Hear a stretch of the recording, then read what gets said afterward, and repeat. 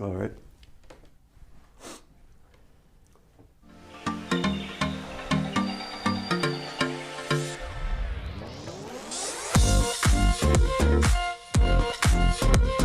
I would like to welcome everyone to another edition of Faces of the Main Line. I'm your host, Rich Pagano.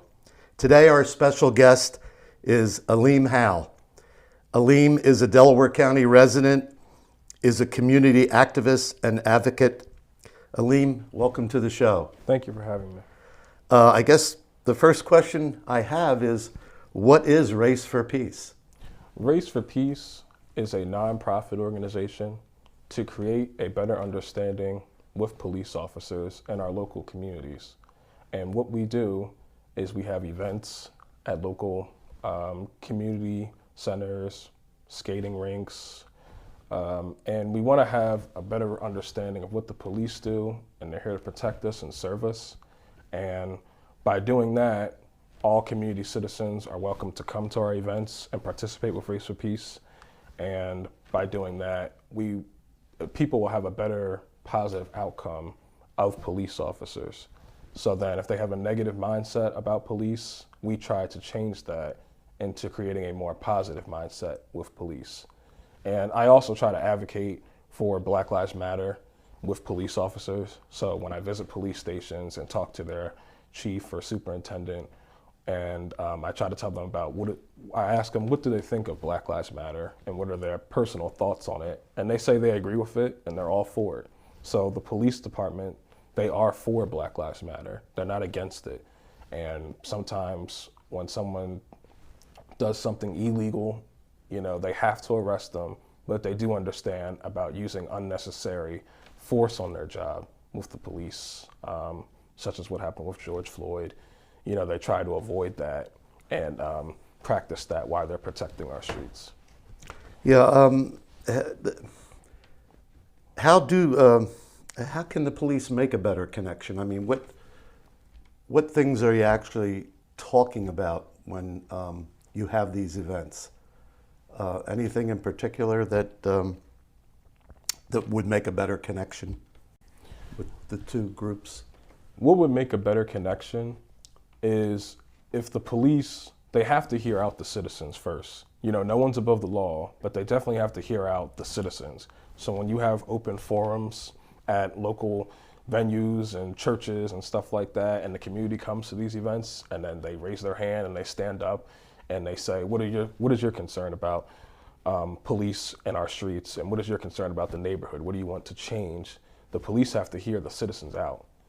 Sometimes it's in one ear and out the other, but if they have to really, take their time and listen to citizens in our communities, that'll make the neighborhoods a better place because they'll feel like the police are listening to our concerns and our voices.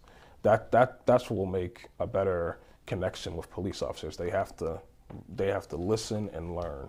That's what they have to do to these citizens, because everyone has a voice and everyone has an opinion. And sometimes they have to take, in action of what the citizens are saying. So something that happened positively to what happened negatively with police is the George Floyd Act bill. So that's something that happened that's positive. So something happened that was negative, and then it was changed through the government to make it positive. So things like that, that's what they Could you briefly tell our viewing audience what that bill is, what that bill says? In my own words, that bill says the police will not use unnecessary, excessive force on their job. So then, with the knee on the neck with George Floyd and stuff, that they won't do things like that. They won't use unnecessary force on their job when they don't have to do it. That's what that means. That's what that bill came about because of that incident. Yes. Now, the organization, Race for Peace, started when? It started in 2016. Okay, so you've been around for about 5 years. Have both groups, both sides of this situation, been receptive to what you're saying? Yes. Yes, they have been. Not just the police, but Not obviously, just the police, right. There's two sides, yeah. Now, who's involved with Race for Peace? you start the organization. Now, was it started by your father? Could you tell us a little bit about how it came about? Yes, Yeah. it came about by my father, Andrew Howell. He founded and he started the Race for Peace Committee. And then he basically spoke with Superintendent Michael McGrath from Lower Merion Township Police Department. And they sat down and they talked about who to get on the board, what committee members should be on there. And then it just became a trending thing. And then what I did was I basically just reached out to local newspapers, news, and I contacted a lot of people through those areas and politicians about there's a nonprofit organization happening in the main line, Montgomery, Delaware County, and we want to make it more broad. That's basically what I did, as I tried to make it more well-known and more popular. And that's what I did. And so far, everyone can get involved with Race for Peace, though. Anyone is welcome to our events. Anyone can come.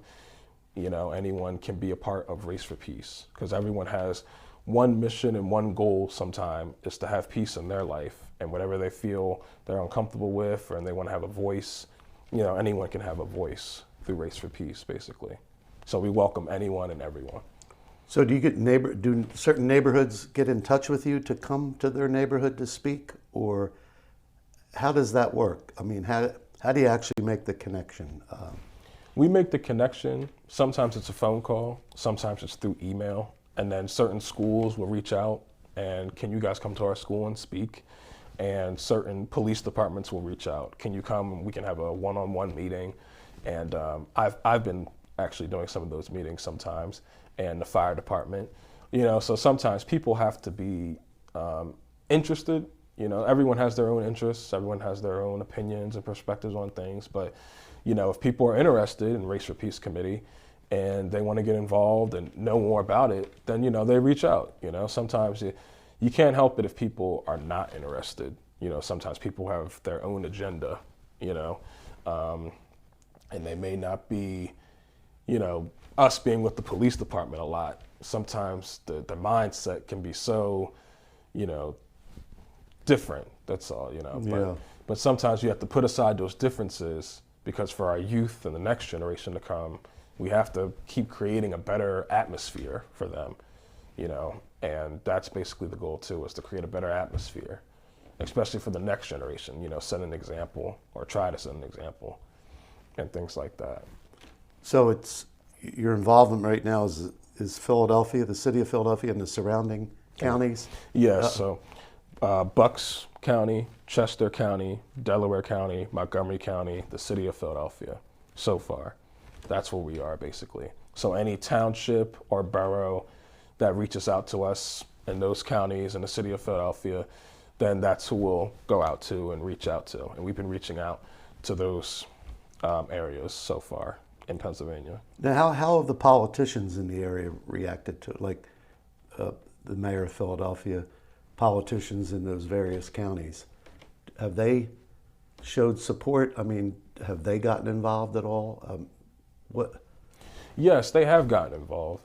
Basically, I've been doing meetings with local politicians' offices, their chief of staff or the politician themselves, and they've been really receptive and giving good feedback and saying, keep us in touch. And they've been also coming to our events. Our last event at the King of Prussia Mall in 2021, Senator Amanda came to our Race for Peace King of Prussia Mall event, and that was good. And I invited their staff and herself to come, and she came.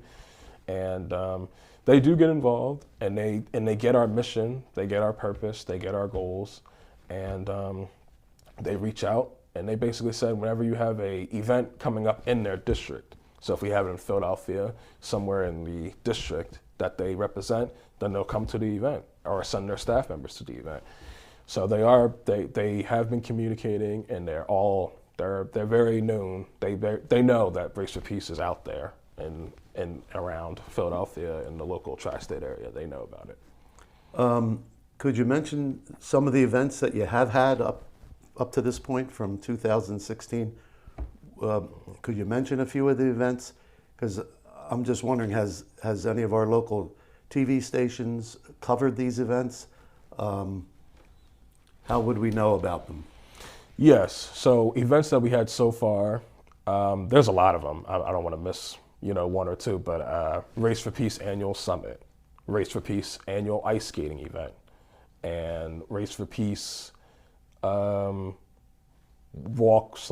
run, Race for Peace annual basketball event, and Race for Peace meet and greet, and Race for Peace annual community day, so slice of barbecue. So those are like the some of the events that we had so far, and our popular events that we had so far since 2016. And they're to get the groups together. Is it also to raise money? I know you're a nonprofit, but any monies that you do have, where would they come from? When people go to our website, they can donate there, and that would go basically to the Race for Peace organization. And then what we would do with that money, for me to take a wild guess, is that we would raise it to buy banners and flags, and it would go towards Race for Peace t-shirts. We know when we print out the t-shirts that we have and stuff like that, and also I've been seeing a lot when we have events like, say, the ice skating event, the police department sponsors our events, really. So it's really coming from the police department. It would say Race for Peace annual ice skating event sponsored by the Haverford Township Police Department. So that's our sponsorship is technically coming from the police, and that's kind of where the money's coming from in a way. That's my guess on things. Yeah. Now, I guess I'm trying to put this together with what we have going on in our country now, not just in this tri-state area, but all across the country. And this, to me, seems like a pretty important organization because we've had a lot of things going on. Could we talk about some of those? For example, the U.S. Capitol attack. I guess what I'm trying to get at is what does this? How could this organization be helpful for some of those things that have happened that are very negative in our country? The thing is, like I said, a few minutes ago, people have their own agenda. People have their own opinions. In politics, Republican, Democrat, bipartisan, independent, everyone has their own, eye set and what they listen to and what they see, so the United States Capitol attack that happened in January this year, that it looked terrible on the news, when you're watching CNN and all that, it looked really, really terrible. But that was because of our former president, Donald Trump. They're upset about him leaving office, right? That was because of that. So then now we have President Joe Biden and Vice President Kamala Harris. Some people, they may not be fully democratic, so that was just about them being upset about Donald Trump leaving office, which, they're entitled to be upset, but then storming the Capitol was the wrong thing to do. Like what we have here, Race for Peace Committee, to help better understand the police and create a better relationship with police officers. Sometimes people, instead of doing something violent, and attacking and stuff like that, they can start up something or try to start up something. Take a few people and try to create something, a business or a nonprofit, so then they can voice their concerns that way instead of getting arrested and doing something illegal and, very, very not good looking in the public eye of making the United States of America look terrible. They can do something else, but everyone's channeling differently. And earlier, before we went on the air, we were talking about the dirt bike. Could you explain that whole the dirt bike riders and what that is even about? I wasn't aware of that, but with the ATV and dirt bike riders, now my personal opinion about dirt bike riders is that I don't mind them riding their ATVs and dirt bikes on the streets. When I see them and I view them, I personally don't take it as a threat to society or pose a dangerous threat and while driving and walking and stuff. I don't get that.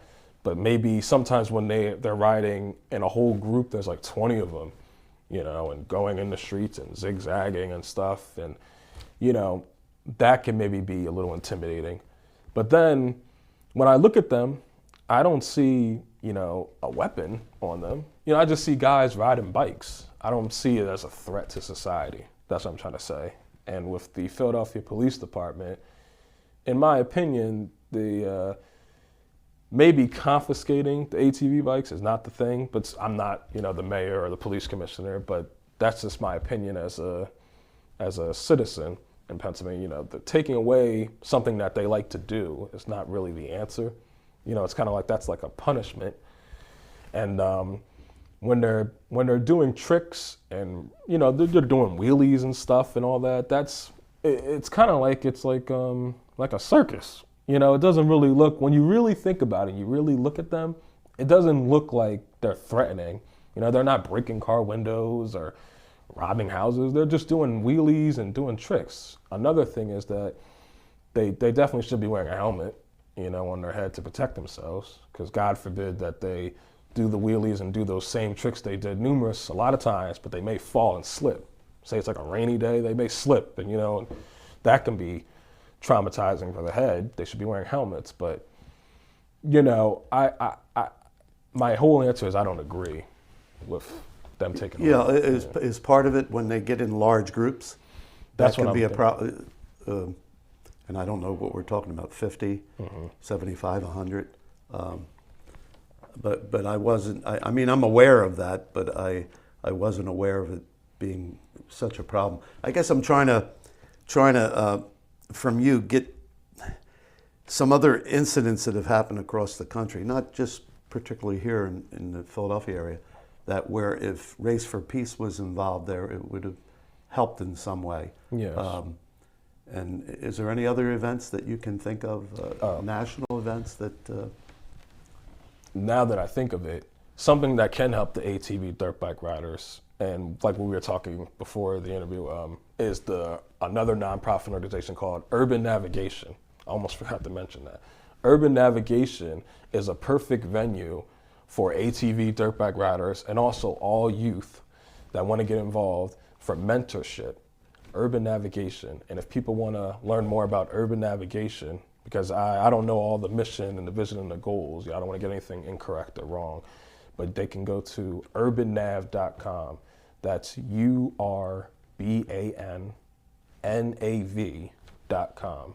And that's a nonprofit organization specifically for ATV and dirt bike riders to have mentorship. So there's people out there that care about them and that want to, talk to them and guide them. And that's a good way for all youth to get mentored, but plus ATV dirt bike riders. And when you visit their website, and you'll see newspaper articles about ATV dirt bike riders riding around in Philly and stuff like that. So that's a venue that they can go to. So instead of confiscating, the bikes, they should maybe, participate and get involved with a nonprofit organization, Urban Navigation, and that will channel all that, negativity going on. Yeah. And when there is 50 of them or something like that out in the street, that could be something. And I understand why maybe the police department wants to confiscate them. But then again, sometimes they're riding for a cause. Sometimes they are riding for a cause, the murders that happen and the shootings and stuff. Sometimes they're riding for an old neighborhood friend and stuff like that. So sometimes I don't think the right thing to do is to confiscate them. I think maybe they can maybe build a park. Is there any type of, I'm not sure, is there any type of park for ATV dirt bike riders where they can go to a stadium or a place where they can ride their bikes, in peace and not be, looked at by the police sideways and stuff? That's another thing they could start. And they should put something like that in Philadelphia. Just like a basketball gym. They should have a dirt bike gym, something like that. Or a skateboard park that they have for exactly the kids who are into skateboarding. Some of these other organizations, Black Lives Matter, for example, are they recognizing Race for Peace? Is there any connection between Black Lives Matter and your organization, and any of the other ones too that exist in the country, or are you all kind of separate, doing your own thing? I think the correct answer would be we're definitely all separate. Black Lives Matter is a movement. Race for Peace Committee is a nonprofit organization. So then we're definitely separate. But at the end of the day, we're all basically squared away and having our almost similar mission and goals. Is really Black Lives Matter, that's police brutality. Our thing, we wouldn't say police brutality, but we would definitely say create a better relationship with the police. So, it all, those two is basically the police. So that's something we have in common, is we want the police to not do excessive force, that's BLM. But then our RFPC is we want to create a better understanding with police and create a better relationship. So, one may not be, when I see BLM, the signs and the protesters and stuff, they may not be so, handshake, friendly with the police. But at the end of the day, we're still basically trying to solve the same cause and the same thing. That's what I'll say about that. And when I go to my meetings and I do meetings with politicians or police officers, fire departments, I definitely say about Black Lives Matter, the movement, because that is really important when that was created. It's very important. Black Lives Matter. We always knew our lives mattered, though, but sometimes, just like the George Floyd Act bill, something has to be solved, something has to be implemented in the system to know that our lives matter in the world. That's. Well, these areas where you're prominent and giving talks, and do you see any results where, I don't know what they would be statistically, where crime has gone down, or there is a better relationship between the police and the community? I mean, do you see anything positive coming? The message is definitely positive, but are the results, are you seeing good results? I know you haven't been around that long, it's only been a few years, but I was just curious. We are seeing results. The more people that turn up to our events and come to our events, that's kind of like a small result. The more people that come, we know that the word's getting out there and people know about the organization and know about, spreading kindness with police officers. That's all really, someone can ask for, is the small, simple things. The more people that come, that's basically the reception and receptive in the results that we're getting. More people coming. That's basically it. And then, when you see the youth taking pictures with the police departments, cleaning up the neighborhood or something like that, that's also another result. And that's what I see so far. If you're looking, or viewing audience, if they're looking for information on Race for Peace, where can they go to get information? They can visit our website, raceforpeace.org. Raceforpeace.org. Yes. And that would also have where events would be that are coming up. Yes. They can be a part and of. Our social media. Yes. And it explains to them what Race for Peace is, to the mission statement and. Yes. Okay. So this is a question, of course. How can we connect better with our youth? And I realize that in a lot of this, racism is a very big part of what's going on here. But has Race for Peace come up with ideas of how we can, connect better with our youth? The only thing that I see so far is that one nonprofit organization, Urban Navigation, and that's specifically a youth organization. That's the one thing that was created. And Don Jackson, co-founder of Philadelphia Technical Training Institute, created Urban Navigation. He's also one of my father's best friends. And he's a part of Race for Peace Committee as well. So he created Urban Navigation, and that's something where our youth can go to, but they have to be up for it. They have to reach out. Someone has to call the number, and that's what they have to do. And also, you have to ask about the youth, especially for our young men. You know, where are the father figures? You know, where are the, the figures for them? You know, a brother, a cousin, a father, a grandfather. Positive role model too, an yeah. uncle. Right, that's another question. Sometimes when you see about the shootings and stuff, who are their family members? You know what I'm saying? That's who they also have to talk to. And, the neighborhood has to come together and maybe have, more open forums, which it's been since the beginning of time, having forums at churches and stuff and conversations. But you definitely have to ask, when you see stuff happening, is where are the role models for these young men? Where's the father, especially that father figure? That's important. Right. And it's not just the police too, but I was reading where you're involved with the fire departments, churches. Yes. I'm trying to think of what other groups that police, fire department, churches. I don't know if you get into the area of sports organizations, and has Race for Peace gotten into that area at all? Well, we have had basketball games. That's an event that we have. That's sports. But with the organizations, such as our professional teams, and one of the Eagles players, or he used to be an Eagles player, he was getting drafted into the NFL, and he was going on the Eagles. Now he plays overseas professional football. He came out to our event, and that was in Philadelphia. That was one of our Race for Peace Community Day. So one of the former Eagles player came to our event. His name was Tim Wilson. Okay. And Yep.